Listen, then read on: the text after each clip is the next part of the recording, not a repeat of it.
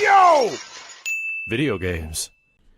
What up, dudes? Matt here from YoVideogames, and what a shitty day to wake up to news to. So, yeah, as you probably can already guess from the title and thumbnail, we've basically got some word on why, or clarification really, on why Helena Taylor was replaced as the voice of Bayonetta in Bayonetta 3. She went to Twitter this morning with 3 videos describing the whole situation, and the gist of it is basically that she was offered $4,000 flat rate one time to voice all of Bayonetta 3, or Bayonetta's lines in Bayonetta 3, and that was the final offer. She even clarified later that the initial offer was lower, and that she appealed directly to Hideki Kamiya in Japan, who, you know, and then he came back with a bigger offer, quote unquote, of $4,000. So yeah, like the internet is ablaze with this, and I think one of the things that is kind of striking me a lot here is that some people kind of, you know, there's definitely a what the fuck's going on Nintendo, but there's a lot of people who are also kind of, you know, they want the heads of Platinum, they want the heads of Nintendo, they want the heads of everyone, blah blah blah, and boy, there's a lot to unpack here, and let's just get down into it first of all. Voice actors are criminally underpaid. They've been criminally underpaid. This is not, sadly, this is not something that's like, oh my gosh, like why did Nintendo just suddenly decide like to offer such a low amount for this game, for this role? It's like, no, this has actually kind of been ongoing. They've you know, their other voice actors have come out, you know, for large projects and have said, yeah, I only got paid this amount or that amount, and like even smaller amounts for their work in other, you know, AAA products for AAA publishers. You know, so I mean, really, it's unfortunately not even like the craziest thing to ever happen, you know, in any game. So, you know, Sean Chiplock, he voiced 3 characters in Breath of the Wild, and he was paid $2,000 to $3,000 overall. Granted, Breath of the Wild has a lot less voiced cutscenes, but, you know, he voiced 3 characters in Breath of the Wild and got paid, you know, $2,000 to $3,000 because it was 3 characters. That was more than most people did. So yeah, Nintendo's basically a cheap fucking date. But I wouldn't sit here and say like, okay, well, why is Nintendo specifically such a cheap date? The reality probably is that all these publishers are cheap dates, but Nintendo's one of them too. So I just want to like get that out there, and also the other thing I kind of really want to talk about here is that like Helena asked for people to boycott the game, donate the money they would spend on the game instead to charity. That's kind of a harsh take, or a harsh stance to take. You know what, though? I mean, hey, if you want to do it, more power to you. There's nothing wrong at all with spending your money on a more noble cause than a video game.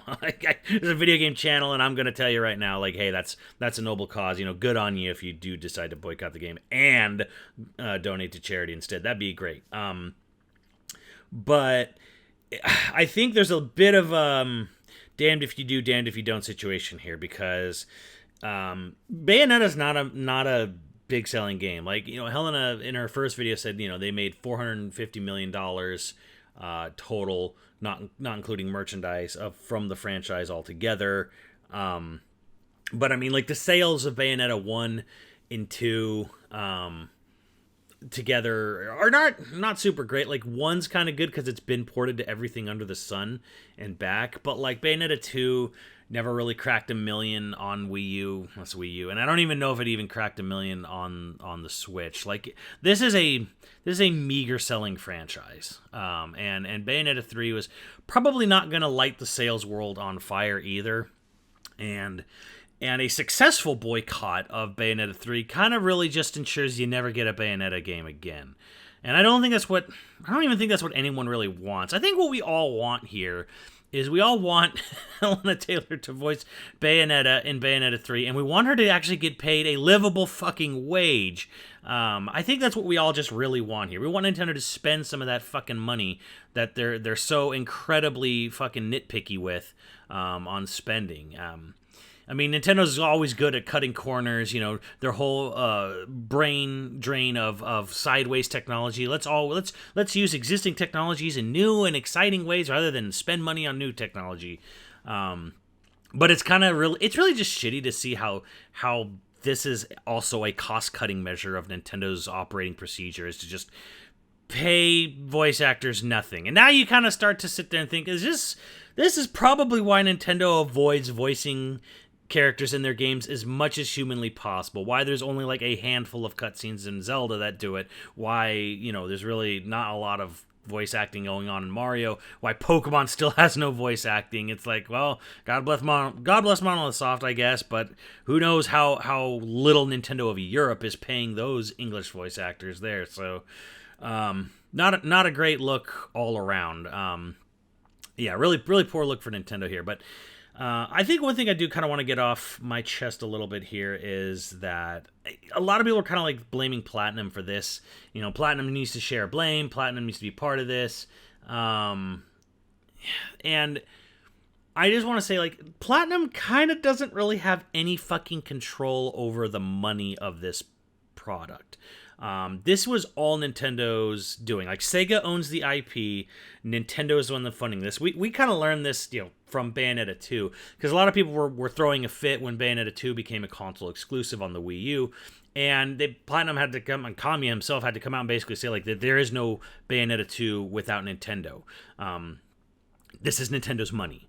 Nintendo decides they want this game, and Nintendo greenlights it. Nintendo is the one who gives them the budget to do it.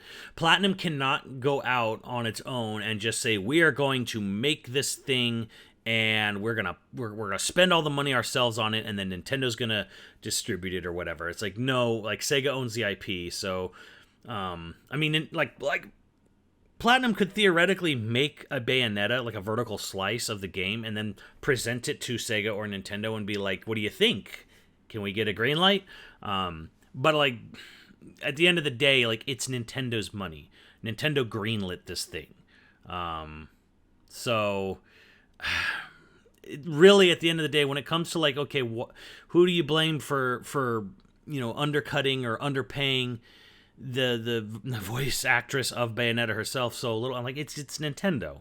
It's their money. Like, Platinum doesn't have a say. This is why Platinum, for years, last couple of years, has been pushing so hard to become independent. It's why they took a loan from Tencent. It's why, they want to get into self-publishing. They want to own the games that they make, and they don't. Like, they pretty much, like, there's a vertical shooter nobody played, but otherwise, for the most part, and maybe some mobile games, Platinum doesn't own any game that they've created, like, that they've developed. All the games you've played from Platinum are not owned by Platinum, which means Platinum has no say in whether or not they get created, whether or not they get sequels, whether whether or not anything happens with them. So yeah, they're a development studio. They get paid by a publisher to make a product that the publisher then publishes and distributes. So they don't really. Now, the thing is, the one thing I can say is they could have fought a little harder, and it does sound, according to Helena, like she tried to appeal directly to Kamiya, and Kamiya came back with a bigger number, even though the number was still hilariously small. It kind of sounds like, well, like, this is probably as good as Platinum could do. Like, could Platinum have fought harder for this? Probably, but at the same time, it's a franchise that has kind of struggled to find sales, struggled to find its own existence. Like, it's by the grace of God or Iwata or whoever that they even got to make part 2, let alone part 3. This is it's almost charitable that a franchise as low selling as Bayonetta is got to part 3 already. So when you're already basically being done a favor just to make the game, you probably can't fight too hard to say, hey, can I get an extra 10, 20, $30,000+ to give to the main actor? Because then it also brings up the question of, like, well, okay, so let's say we're paying Helena, a livable, decent human wage. What does that say about the rest of the cast? Because 100% everyone else on the cast for Bayonetta 3 is getting paid peanuts. And then there's the real elephant in the room, which is, what did they pay Jennifer Hale? Did she take $4,000? Did she take less than $4,000? Was she okay with that? Did they pay more for Jennifer Hale? And if they did, that's really fucked. So, That's something we don't know and probably won't know because, as Helena says, she's basically breaking NDA here. This is why voice actors signed non-disclosure agreements, so they don't publicly state this. Because here's the dirty little secret about a lot of these corporations. They don't want you to know how much they're spending or not spending on these products. So this is kind of nuking her entire voice acting career, which is pretty sad. I'd hope it doesn't, but at the same time, I'm like, again, this is probably not that unusual of pay for voice actors. And other voice actors are speaking up and saying like, even other voice actors coming out and saying, I voiced a big character in a AAA game. They don't want to go any further. They don't want to break their own NDA, but they are kind of like agreeing, like, yes, I don't get paid this much. So here's the thing: is like this is probably standard pay practice across the industry, unfortunately. So that's the real thing here. So really, I guess the discussion here is like, what do we do going forward in the future? And the thing is like, I don't know how you can really make this a thing for Nintendo that, hey, we want, you to treat your voice actors with respect and give them a dignified wage, because there's no real way to sort of follow up with that, because Nintendo's not going to stop, giving out NDAs to its employees. Like, they're not going to suddenly be open and transparent with what they pay people. Like, they never will do that. That will never happen. And the thing is that, like, it's going to be really, I mean, maybe this can open the floodgates to, like, really exposing a lot of people and opening their eyes to, like, wow, yeah, this is really fucking atrocious, the amount of pay people are given for voicing characters and stuff. So I kind of hope it does start just a general industry-wide movement, because this almost has to go bigger than Nintendo, because Nintendo's not the only one to blame here. Although I will say, I think Nintendo's, in the case of Bayonetta, this is all Nintendo. Platinum's not really the one responsible here. They could ask for more, but again, I need to impart with you that, like, this is not a big selling franchise. This is not like a major thing.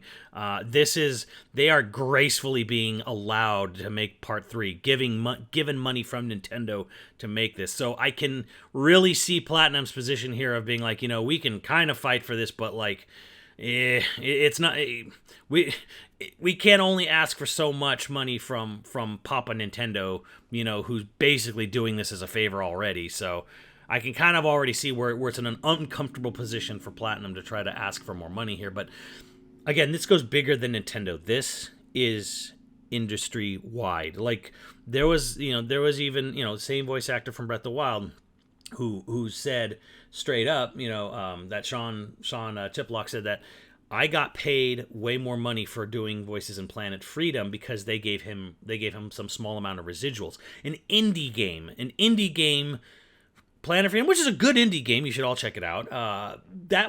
That gave their VOs way more money than AAA products that sell 25 plus million copies. Just let that sink in a little bit. So yeah, this is hopefully going to lead to something bigger, because I don't know that a boycott of Bayonetta 3 is going to really do much other than just make sure that we never get a Bayonetta 4. And I don't think it's going to affect Nintendo. Just Bayonetta 3 will not affect Nintendo personally much one way or the other. What I hope this can do is I hope this can send some waves across the industry-wide, so that, people start getting paid what they deserve, especially in the space of AAA publishers, first party and third party, because that's what needs to happen here. Because we've found out from other animated films, like Chris Pratt probably got paid $5 to $10 million to do a few days worth of voice work for the Mario movie. Now, maybe he did a lot more.